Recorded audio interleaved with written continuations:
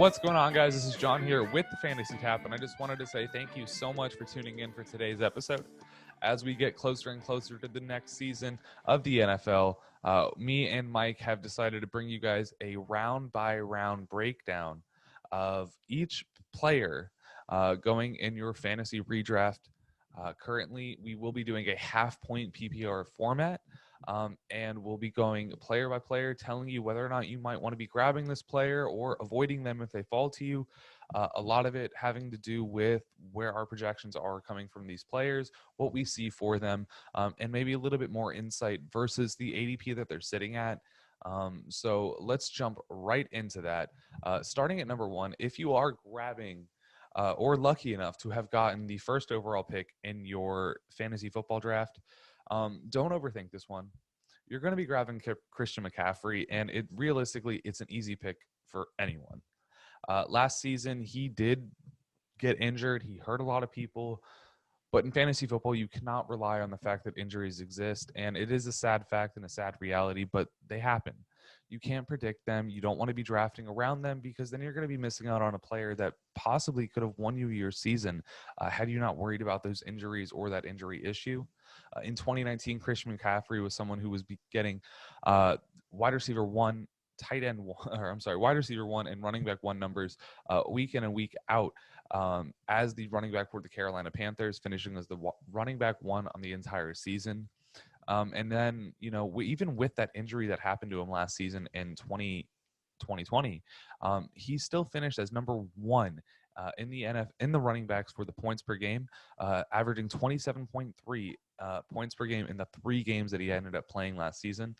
So you can't really knock him out just because of the injury situation. You just don't want to overthink this. Grab him. He's the most efficient on both ends of the rushing running back and the pass catching running back, and he just makes such a great mold, especially with Sam Darnold there. Regardless of the new quarterback, he's going to be efficient and going to be essential to that team to be any sort of competitive. Going on to your second pick, this is where some people might start to stray. Currently going at number 2 is Dalvin Cook, and I think that that's actually a really good spot for him to be going. He's actually going to be a very safe pick for you. Going here at number 2, he is one of only 2 players last season to never fall below a running back 24 in a per week situation, meaning that if you played either him, the other running back was actually Christian McCaffrey, all three weeks finishing as a top 5 running back. But Dalvin Cook never falling below 24. If you played him every week, you did fine if he was actually playing. That means that you grabbed that player early, you made sure that it was efficient, and if you had any sort of flyer on your flex or something that popped off, you definitely won those weeks he was in. Dalvin Cook was an extremely safe pick, and realistically, the Vikings haven't done much to change that offense in this offseason.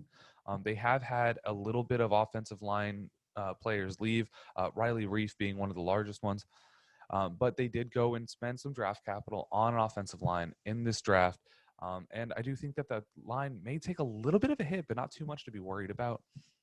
Obviously, the emergence of Justin Jefferson last season helped them grow into a more passing role, but Dalvin Cook is one of the best pass-catching backs in the NFL currently, being so efficient in not only the run game, but the pass-catching game as well. The Vikings have been giving Cook more and more opportunity year in and year out. In 2019, he had his first 1,000-yard season, even though it was an injury-plagued year, and then in 2020 he broke out for more than 1,400 yards in just rushing alone. Dalvin Cook is someone that you can be expecting on top of that rushing upside to be getting somewhere between 50 to 60 catches per season, which is going to be something that adds towards that end of season point total in those receiving yards. And he just gets used in so many ways. The only thing that could possibly happen to him is I think his total touchdown is rushing touchdowns last season. He had 16 of them. I think there's a possibility we see a little bit of a regression in there. And that mainly just comes on the fact that I think the Vikings were in a situation due to their defense that entire offense is just going to slow down slightly. But Dalvin Cook's role is so solid and secure that he is an extremely safe pick at running back 2. Moving on next, we've got Derrick Henry, who I think is an absolute monster. Some people call him a walking stiff arm, a walking truck stick. This is the guy that can take a 1st and 10 on year one to the end zone very quickly. You want this guy on your team, and I really can't see any reason you're not going to be drafting him at running back 3 right now. Currently, we are going off of half point PPR formats because most of us know Derrick Henry is not someone who's going to be getting us a lot of pass catching opportunity, and it's fine. We don't need it from him. The guy just ran for 2,000 yards last season, and realistically, he's in the situation where he can do that again. Now, everyone knows the Titans just went out and signed Julio Jones, and that's absolutely great. He's someone that might demand over 100 targets in the offense, maybe even up to 150. Um, but realistically, the Titans are the team that have the most vacated targets in all of fantasy football, or in the NFL. I apologize. And Julio Jones may make up for some of that, but it's not going to take away from the total upside of Derrick Henry. Even if he's not able to find himself running for 250-yard games multiple times a season, it's going to be fine. This guy averages 5.3 yards per carry and is an absolute monster. He is extremely safe still, just due to the pure upside of him having multiple games where he's going to be carrying the ball 30 plus times throughout the entirety of the season. He's going to be a purely efficient running back and has the total workload to keep that draft pick valuable. So make sure you grab him. You're not going to be getting that pass catching work, and it's not going to hurt you. If for some reason the Titans change format and we see Derrick Henry with 50 targets, he's an easy running back 1 on the season. Moving on, next we've got Alvin Kamara.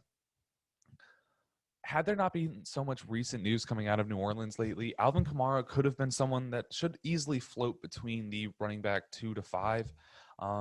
And it's dependent completely on the people you're drafting with. If you're grabbing Alvin Kamara this year, it is because you believe that that pass catching upside is still going to be there.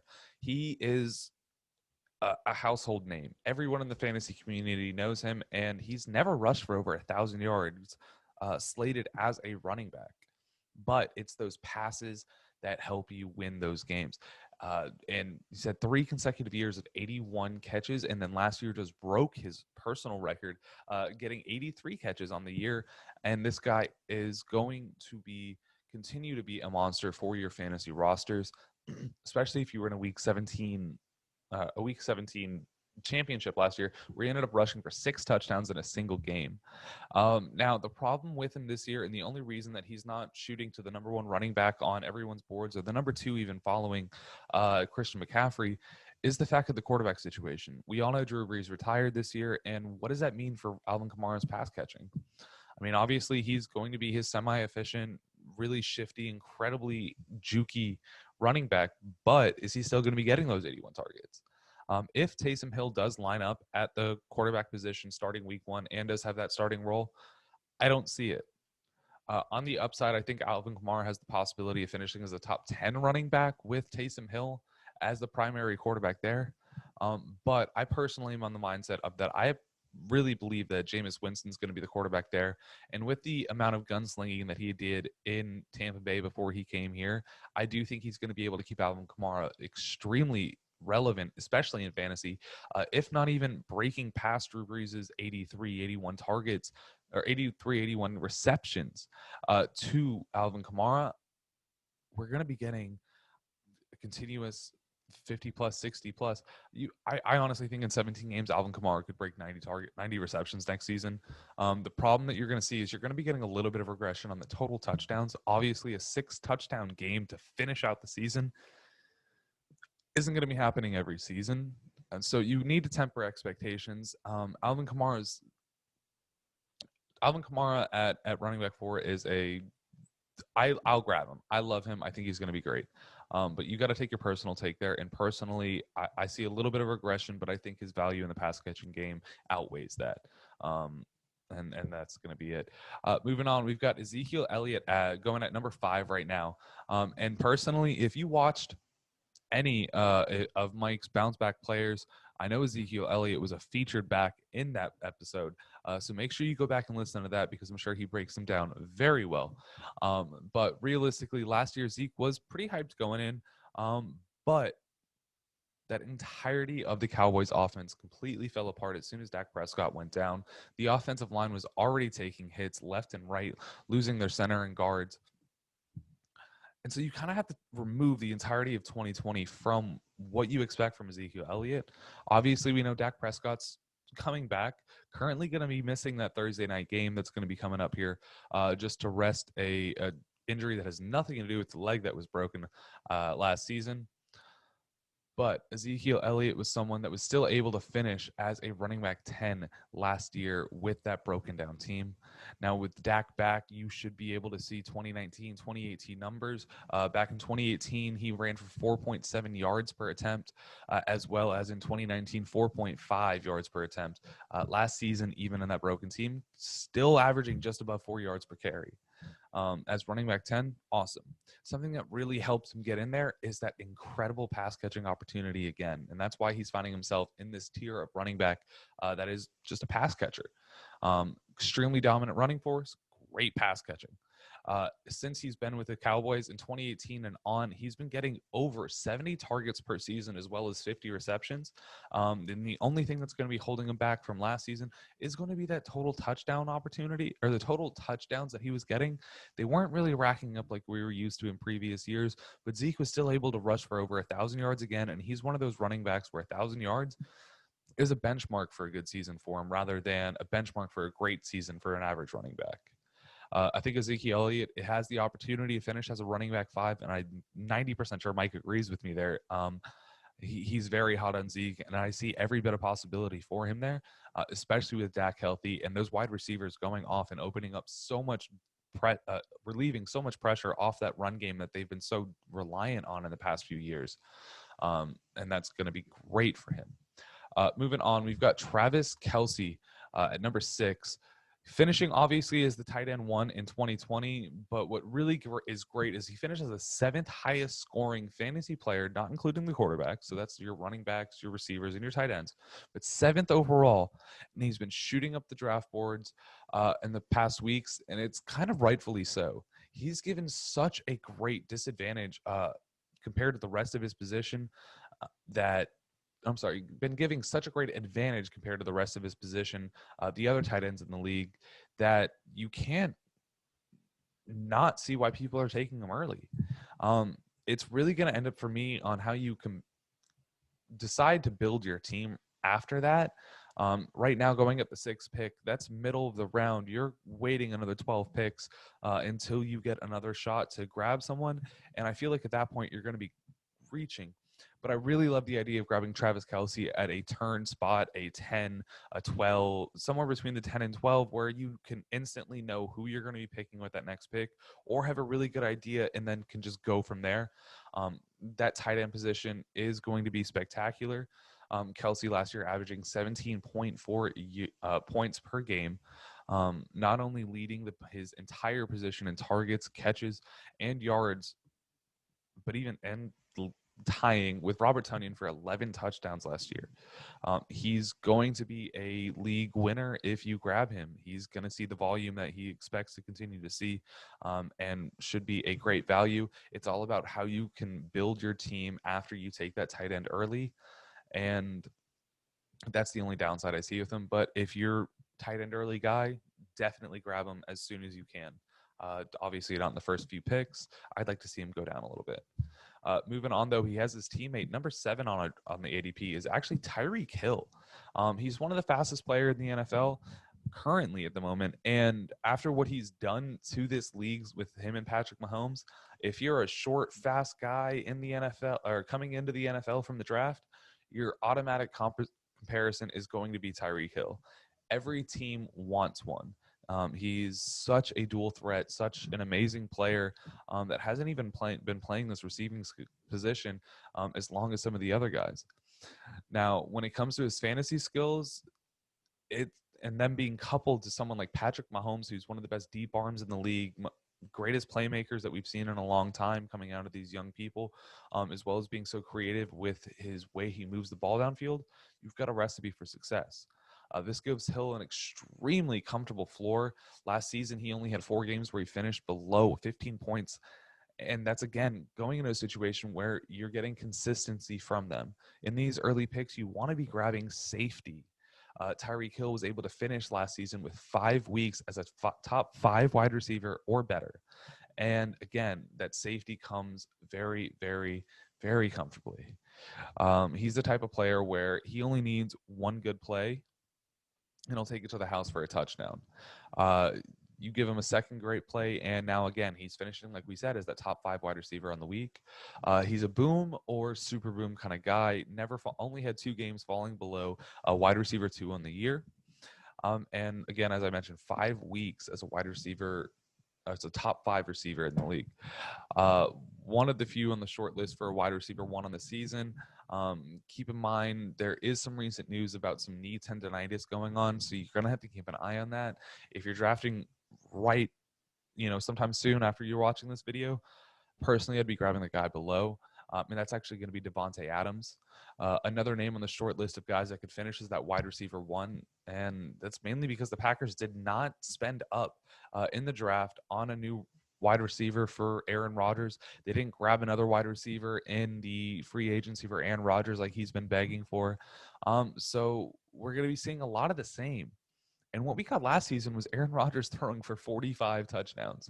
Now, I don't see him being able to be on that pace again next season, and that might take a hit on Davante Adams, who last season was averaging 21.5 points per game.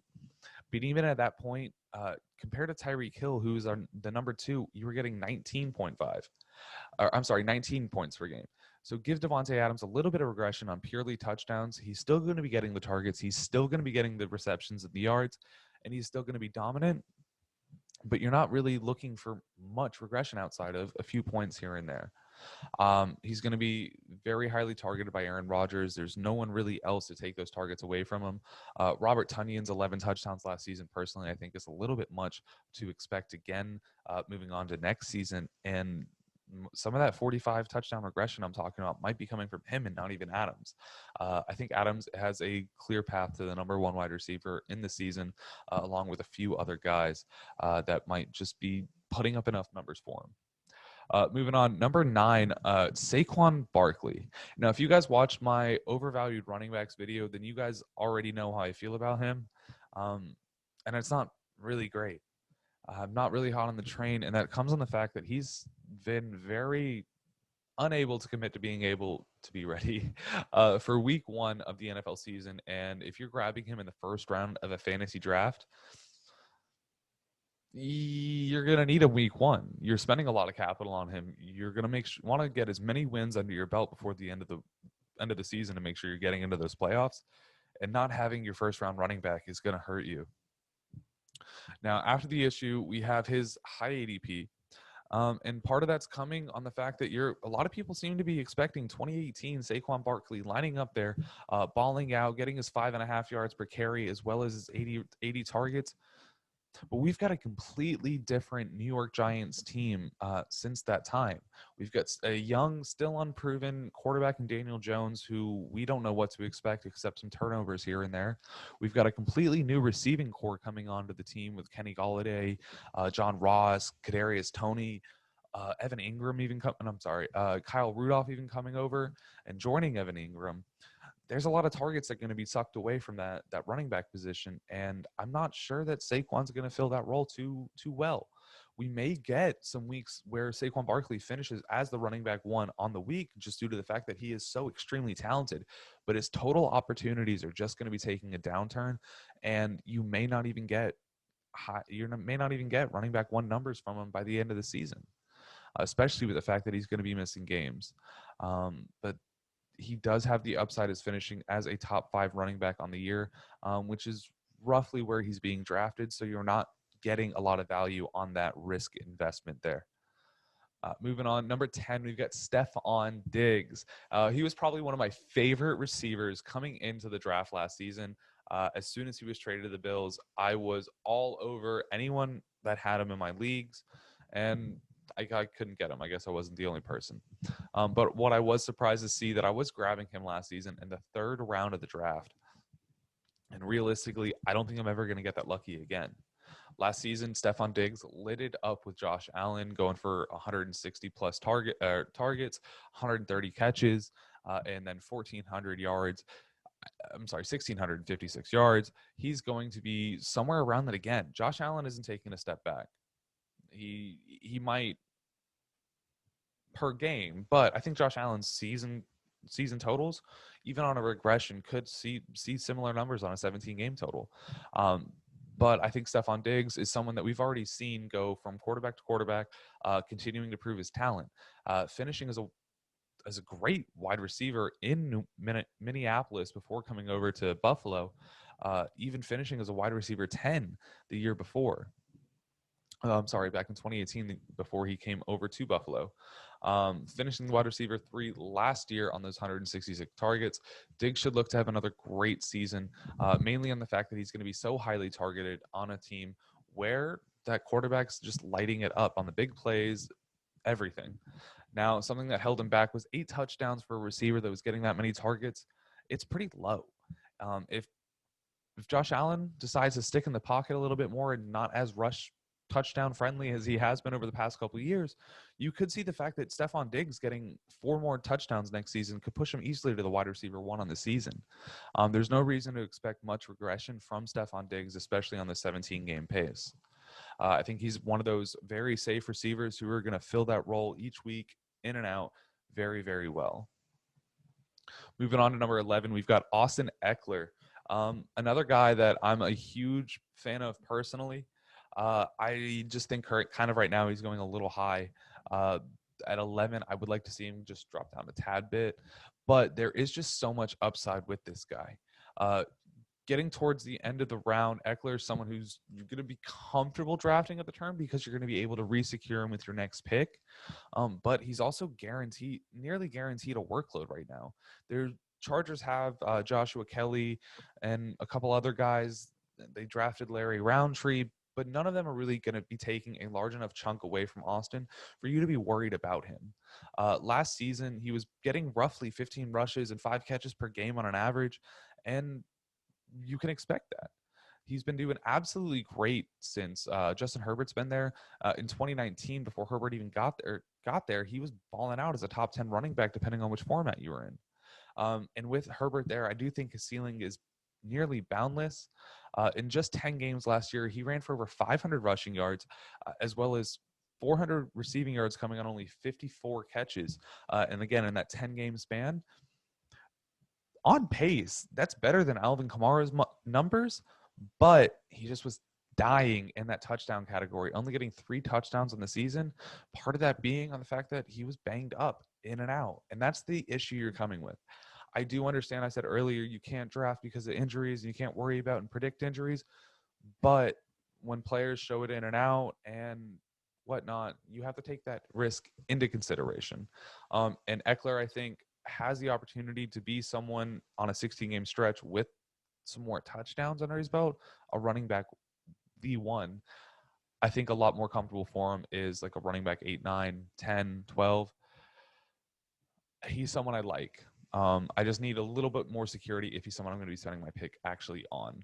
And then to finish up the draft, I'm happy to see him falling because it means that I'm going to be able to get him more often. But Jonathan Taylor, he came into the season last year as a rookie, and by week 2, he's already getting 26 carries in the game after Marlon Mack was injured in week 1. One of the big fears of mine for him was the fact that his collegiate career showed that he wasn't the most pass-catching back coming into it. But obviously that fear was null and void because he got more pass-catching work in his 16 weeks in the NFL than he did in his entirety of his NCAA career. So that's going to be fine. But Taylor took a heavier role coming into the back end after a week 12 game that he missed. Taylor played weeks 13 through 17 and finished as the running back 1 across all of the NFL throughout the entirety of those last 5 weeks. And then I think Taylor continues to look to make waves this year as he's starting back in Indy. They re-signed Marlon Mack, and I don't think that's going to be anything more than a depth piece. Jordan Wilkins last season was eating into a little bit of snap share, getting roughly 80 carries on the season. Even Nyheim Hines got himself 80 carries, regardless of his pass-catching work. So Marlon Mack's addition there I don't think is anything more than depth or an insurance policy. Um, I just think that he'll be fine. He'll get his touches. But sadly, over the past few days, Carson Wentz and Quentin Nelson have both suffered a similar foot injury. Quentin Nelson today or yesterday getting stepped on, and that's actually going to require some surgery. They're out for from 5 to 12 weeks, meaning that this team's going to be kind of in a panic mode at the moment. But I do think that Jonathan Taylor is going to be fine. If anything, this hurts his total upside, not having one of the best offensive linemen in the league blocking for him, but he'll be fine. It may lead to a couple rough weeks. I'm still taking him. I'm actually taking him personally above Eckler, but I do think that he's someone that's going to be very, very consistent. Like I said, the fact that he finished weeks 13 through 17 as the running back one, when you saw an incredible performance from guys like Alvin Kamara's 6 touchdown game, Derrick Henry really balling out in the latter half of the season, Dalvin Cook having great weeks in the latter half of the season, and then guys like David Montgomery even completely flipping the switch on everyone. That just shows that Taylor is being so consistent on the back end there. It's incredible, and I think he's an extremely talented back. We're going to be getting a lot more from him. So I hope you guys really enjoyed that. That's going to be the first round of your redraft leagues, and whether or not you should be grabbing these players, what you can expect from them. Obviously, again, this first round is all players that are going in the first round for a reason. There's a lot of upside, and you could be getting a lot of value from them. So again, make sure you are paying attention to these later episodes. Mike will be doing round 2 for you guys after this one. And as we get deeper into it, we're going to be pulling up some more interesting things for you, helping you guys find those sleepers. But this first round, obviously, you're going to be wanting almost everyone. Make sure you guys stay tuned for the following episodes. Check out our Discord. It's going to be linked down below, where we have a community to find fantasy football leagues, fantasy chat, help you guys pick who you need to be drafting in the first round, rate your teams, as well as everything else from sports betting, prop hunting in the sports betting world, or anything you guys want to talk about. Also, make sure if you are watching this on YouTube to hit that like and subscribe button down below, as well as that bell icon to get any alerts for following episodes. And then if you guys are listening to this on the podcast, leave us a nice review or a bad one. Just let us know what you actually think. If you like something, if you didn't, just leave it down below. Again, just wanted to say thank you guys so much for joining me, and have a great day.